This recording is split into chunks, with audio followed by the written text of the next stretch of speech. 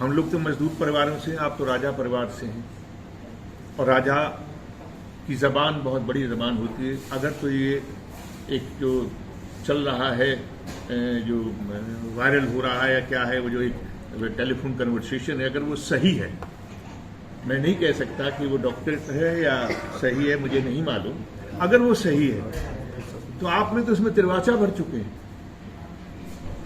अगर राजा के मुंह से निकला हुआ कोई शब्द है तो वो तो वचन की तरह से होता है, और आपने तिरवाचा दिए कि समझ लो ये तो हॉस्पिटल तो बन गया।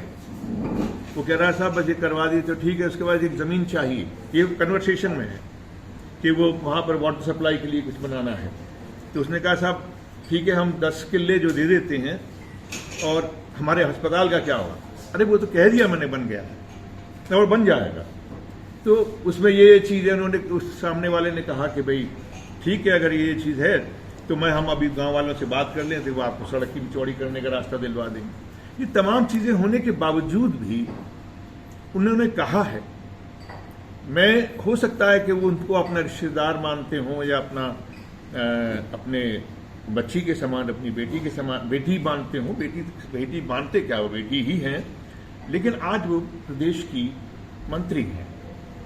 जब ये लोग आपके बारे में, आपके साथी, आपके लोग कहते हैं कि राय साहब के सामने मुख्यमंत्री तक की कोई जबान नहीं होती, जो वो चाहते हो करा लेते, तो कम से कम बेटी से मत हारिए। जनता के लिए बेटी को कहिएगा, उसको कहिए। अगर आप नहीं कहना चाहते हो तो हमारे लिए भी हमारी बेटी की उम्र की है, हम चले जाएंगे। लेकिन अस्पताल का जो कन्फ्यूजन क्रिएट कर दिया गया है, अभी 18 सेक्टर में बनेगा, शहबाजपुर खालसा में बनेगा, जो है स्वराज में बनेगा, या भगवानपुर रामगढ़ में बनेगा। कम से कम इन लोगों से आपने वचन दिया है, उन्होंने आपको 10 किले जमीन दी है, उनकी वचनबद्धता होनी चाहिए।